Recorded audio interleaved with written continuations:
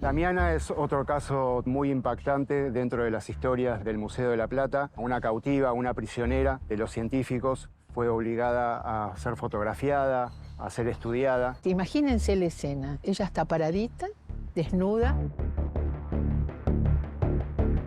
Aún después de muerta, el martirio siguió. En nombre de la ciencia, su cuerpo fue mutilado, expuesto y clasificado. Ya no era Damiana Crigui, era una NN. Voy al laboratorio donde hemos trabajado todo el año y encuentro un gran libro en la mesa, lo abro y en su primera hoja figuraba el número de catálogo y la historia de Damiana.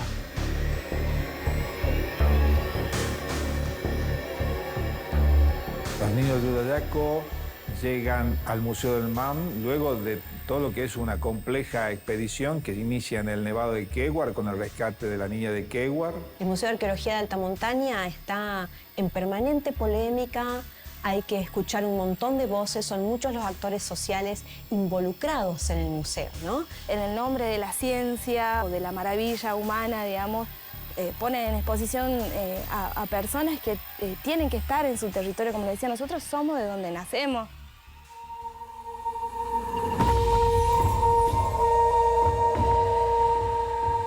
Durante la llamada Campaña del Desierto, bajo el mando del general Julio Argentino Roca, cientos de hombres y mujeres, niños y niñas de los pueblos originarios fueron arrancados de sus tierras y tomados como prisioneros. Algunas de estas personas fueron exhibidas como piezas de una colección viviente en el Museo de Ciencias Naturales de La Plata. Fueron estudiadas y fotografiadas, y luego de su muerte continuaron cautivas. El museo conservó sus restos en bolsas, en cajas, en vitrinas, sin rituales, sin sepultura, sin nombres.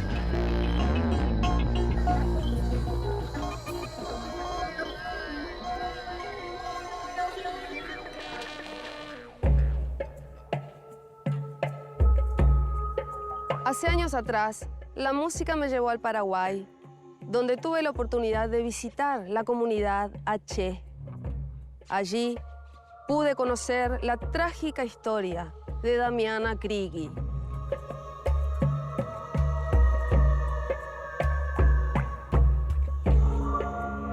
En 1896, tenía solo 2 años cuando se convirtió en la única sobreviviente de una sangrienta matanza en manos de colonos blancos que terminó con toda su familia.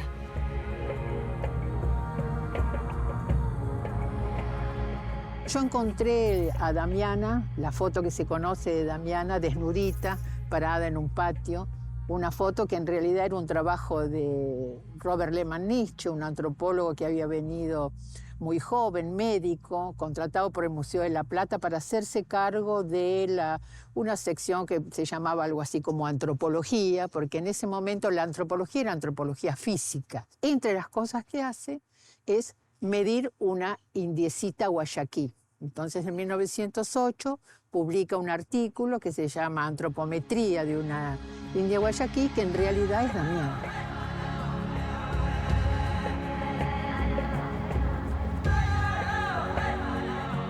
Así, con sangre y fuego, Damiana Crigui fue robada de su tierra, de su lengua, de su identidad. Le quitaron su nombre, su familia, su origen. Arrancada de lo que le era propio, fue llevada a vivir a una cultura que le resultaba ajena y que por sobre todas las cosas no la quiso ni la respetó. Esa cultura la transformó en un objeto de estudio, de medición. La desnudó, la fotografió, la registró sin pudor.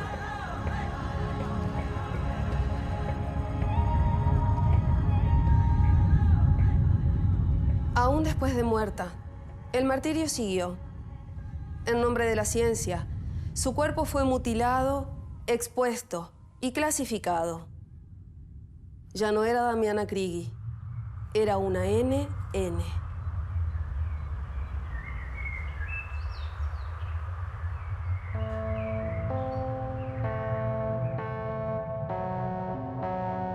Damiana es otro caso también muy fuerte, muy impactante dentro de las historias del Museo de la Plata, porque Damiana fue también una cautiva, una prisionera de los científicos. Fue obligada a posar desnuda, fue obligada a ser fotografiada, a ser estudiada, y muere de una enfermedad curable para la época, y también rápidamente su esqueleto fue descarnado y ingresado a las colecciones del museo, y su cráneo fue enviado para ser estudiado en Berlín, en Alemania.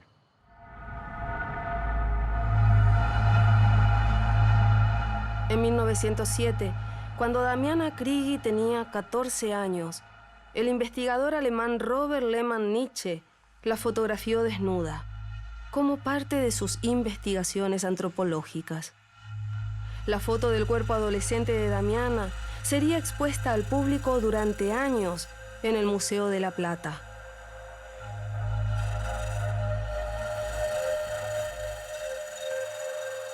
Imagínense que fue medida antropométricamente por un varón que además puso frente a ella una cámara para sacarle fotografías. Para medirlas, si lo hizo con los estándares de la época, puede haber sacado unas 60, 70 medidas, para lo cual ha tenido que manipularla, tocarla con los instrumentos. Lehmann-Nitsche, que escribe el artículo, dice que ella no colaboró, que tenía una mirada triste, media perdida, como si ella tuviera que estar dispuesta a semejante escena. Se supone que Lehmann-Nitsche no ha ido solo, debe haber ido con un asistente. Imagínense la escena. Ella está paradita, desnuda, en una pared, y mira la cámara.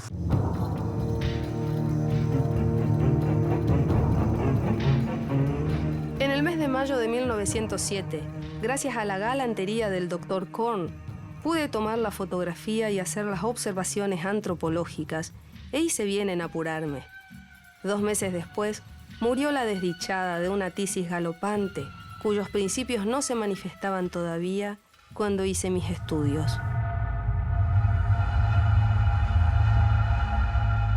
Luego de que Damiana muere, alguien decide cortarle la cabeza para enviarla a un laboratorio a Berlín para estudiar su cráneo y además las circunvoluciones del cerebro, porque ahí se supone que hay una teoría que tiene que ver con cierta estructura cerebral y cierta producción cultural. Por supuesto, esas teorías desembocan en teorías racistas que, por lo menos en los años 20, 30, sabemos en qué terminaron.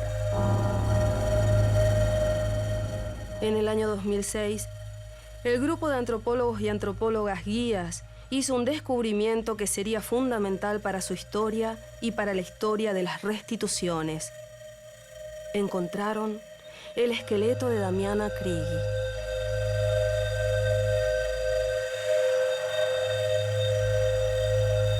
Nos encontramos en los talleres de la División de Antropología del Museo de la Plata, identificación de restos humanos pertenecientes a las colecciones del museo.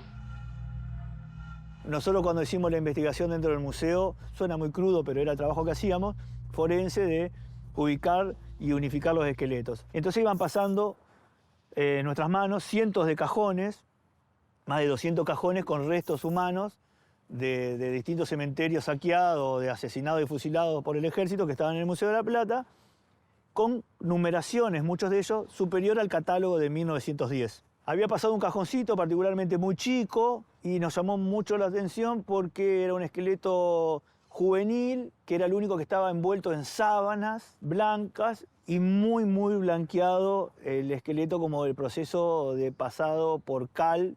Parecía muy, muy diferente a todos los demás. Voy al laboratorio donde habíamos trabajado todo el año, pongo la pava esperándolo al técnico y encuentro un gran libro en la mesa, lo abro y, sorpresa, era el catálogo inédito de Lehmann-Nitsche, puño y letra, y en su primera hoja, en tercer lugar, figuraba el número de catálogo y la historia de Damiana. Y una mañana de verano en Tucumán, encuentro un correo electrónico del grupo Guías que me dicen que ellos vieron el cuerpo de Damiana en el museo. ¿Por qué saben que es Damiana? Primera pregunta. ¿Qué responden? No tiene la cabeza y tiene un cartelito con un número y ese número está registrado como Damiana. ¿Se imaginan el estado de excitación de haber juntado esta historia con el grupo Guías? Empezamos a rastrear a Patricia Arena y empezamos el largo proceso de contactarnos a través de ella con las comunidades H del Paraguay. Viajó Emiliano Villibagui en ese 2007 con Patricia Arena al museo. Se generó el pedido. Cuando se reglamentó la ley, con esa presión el museo realizó la restitución de Damiana. Recién en el año 2010 se concretó la restitución parcial de Damiana Krigi y de otro cuerpo, perteneciente a un hombre de la misma etnia H, que también permanecía en los depósitos del Museo de la Plata y figuraba en sus catálogos. Más de un siglo que estos huesos que se encuentran dentro del Museo de la Plata, por fin Damiana Krigi May regresa junto a sus pueblos, porque es una persona, no es un objeto cualquiera, sino es una persona que tiene su historia, su gente, que ahora va a ser bien recibida en la comunidad H de Petimí, departamento de Casapac.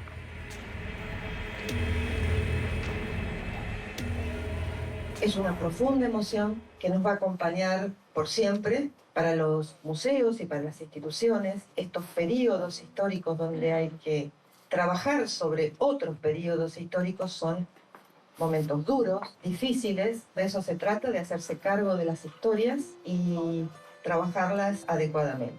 Creo que este es un paso importante que ha dado el Museo de la Plata. En nombre del pueblo H, quiero agradecerles a todas las autoridades que están presentes de acompañarnos esta mañana de dolor, y Damiana ahora por fin va a tener una sepultura digna, respetuosa, junto a su pueblo. Muchas gracias.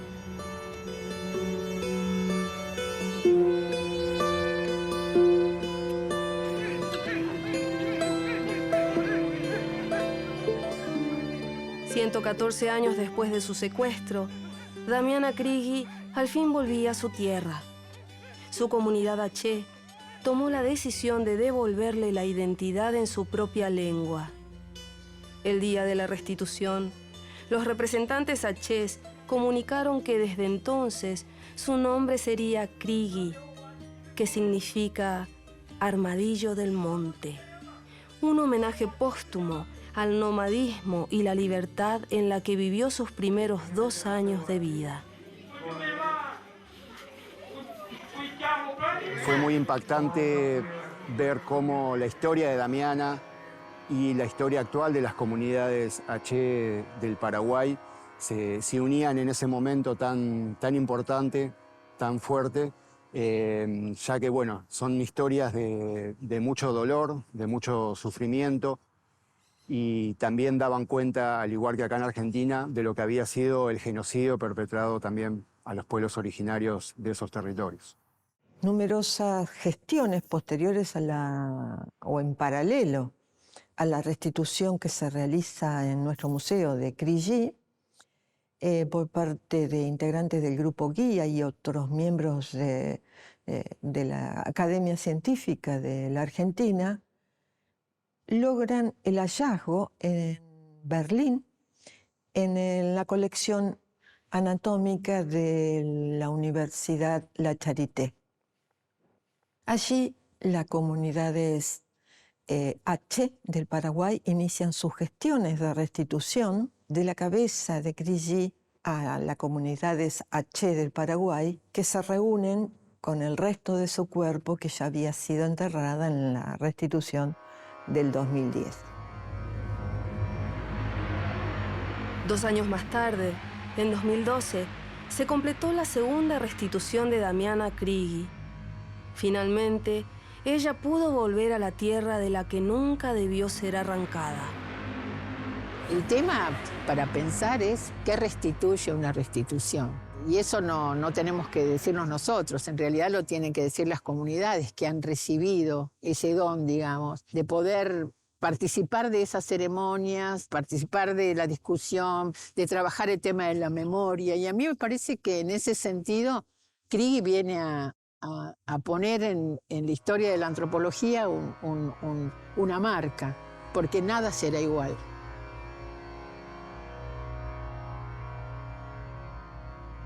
El grupo guía se instaló una discusión muy interesante y además el ICOM, la Internacional de Museos, ha prohibido la exhibición de restos humanos. Sin embargo, uno viaja por Europa, viaja por cualquier lado, está lleno de restos humanos.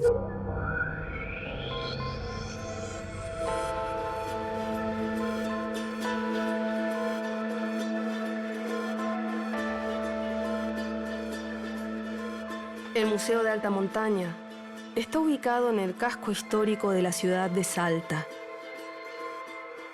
Allí se exhibe uno de los hallazgos arqueológicos más impactantes de los últimos años.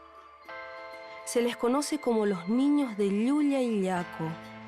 Son 2 niñas y un niño momificados, encontrados en el año 1999 por un grupo de arqueólogos en la cima del volcán Llulla y Llaco, a 6.700 metros de altura.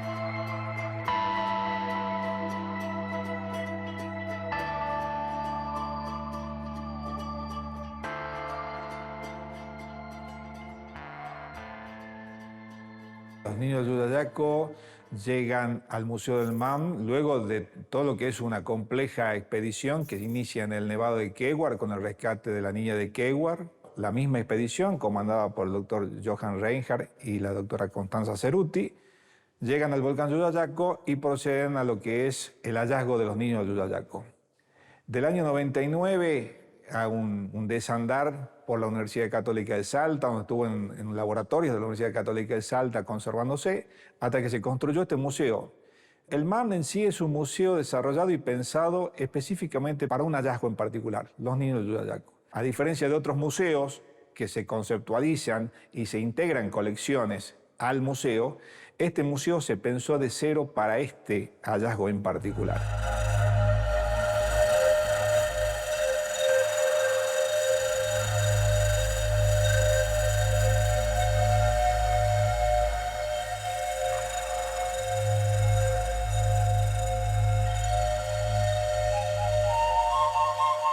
En el Museo de Arqueología de Alta Montaña tenemos a los 3 niños del Llulla y Llaco y todo el ajuar que los acompañó en esta ceremonia. ¿Por qué? Porque en esta ceremonia los niños no morían, no era un sacrificio, sino que ellos iban a convertirse en dioses, iban a encontrarse con los ancestros. La montaña los iba a entregar a los dioses.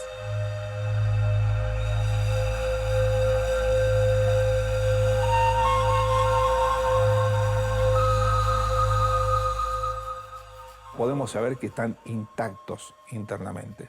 Son los cuerpos de datación histórica mejor conservados del mundo. Entonces la información que tienen para darte es muchísima. No solamente porque llegues y veas una materialidad como tal, sino porque lo que te puede transmitir es muchísima información de un mundo prehispánico que te va a ayudar a entender una forma de vivir y de pensar. Por supuesto que es polémico, pero de vuelta, entenderlo en el tiempo creo que es el mayor desafío que tenemos. Está bien exhibir estos restos. Es educativo. ¿Pueden 3 cuerpos ser considerados un atractivo turístico genuino? Es moralmente correcto. ¿Para qué sirve? Y sobre todo, ¿a quién le sirve?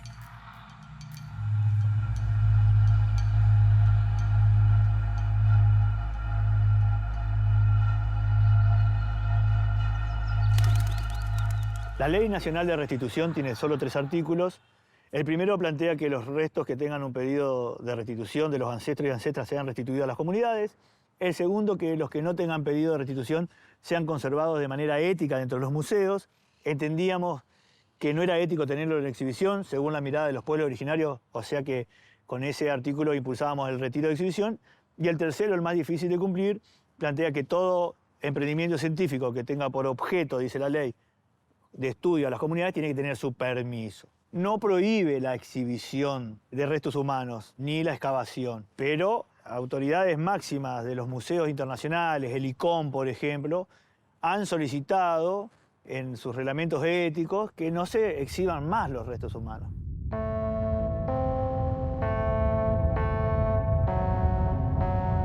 Seguramente será un análisis que los tiempos de evolución de la dinámica de ese museo nos explicarán y nos dirán cuáles son los nuevos paradigmas que un museo puede tener o puede ir cambiando. Sin duda, los museos también tienen que evolucionar, evolucionan, y también tienen que registrar lo que fueron.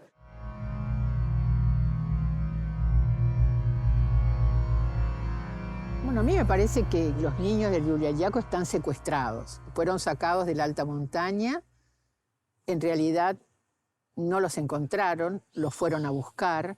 Los fueron a buscar porque se sabía dónde estaban. Y están de casualidad porque la National Geographic es quien pagó la expedición y estaban por salir del país, no volvían nunca más. Es un proceso en donde las comunidades indígenas no han participado.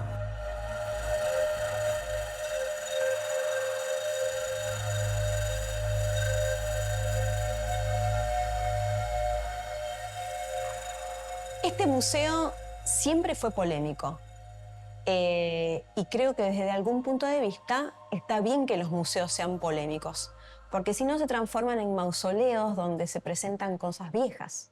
El Museo de Arqueología de Alta Montaña está en permanente polémica, hay que escuchar un montón de voces, son muchos los actores sociales involucrados en el museo, ¿no?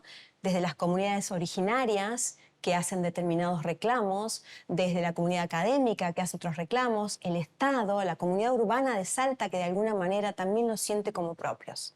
Son muchas las voces implicadas en esto y está bueno escuchar todas esas voces y llegar a un acuerdo para saber cuál será el destino final de estos niños. Por ahora, lo que nosotros hacemos como museo es conservar, es cuidar este patrimonio increíble que da tanta información.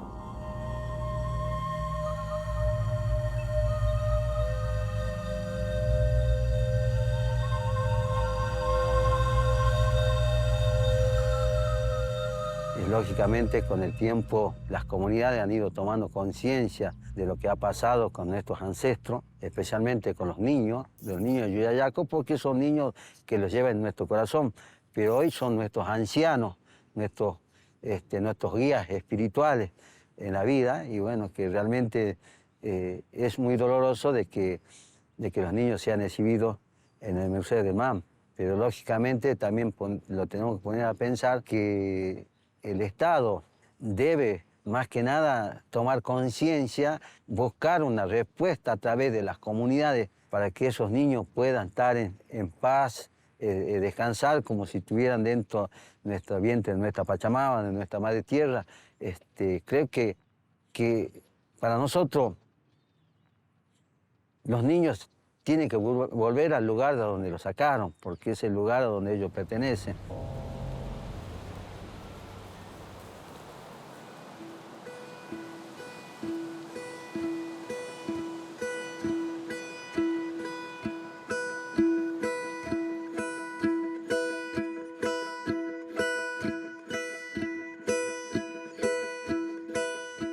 A veces pienso en cómo de estas personas que tomaron estos cuerpos y los llevaron a ser expuestos y a ser mirados y prácticamente como vejados, ¿no?, por la vista del otro, como si fueran cosas, ¿no? Pensar en la idea de que si estas personas tomaran a los cuerpos de sus abuelos, abuelas, tíos o ancestros y los pusieran en exposición, ¿qué sentirían ellos, ¿no? Es como en el nombre de la ciencia o de la maravilla humana, digamos, ponen en exposición a personas que tienen que estar en su territorio. Como le decía, nosotros somos de donde nacemos, donde están nuestras raíces. Entonces, los sacaron del lugar donde estaban, que por algún motivo estaban, no importa cuáles eran los motivos, y los llevaron a un lugar totalmente ajeno al medio. Me parece una idea muy loca que en esta época todavía se hagan esas prácticas, ¿no? Exponer cuerpos humanos. La deshumanización de los pueblos originarios fue, durante muchos años, moneda corriente. La llamada campaña del desierto y la campaña del Desierto Verde fueron claras formas de intentar borrarlos de la historia. Es nuestro deber, como sociedad, devolverles a las comunidades originarias la memoria y el respeto que la historia les debe.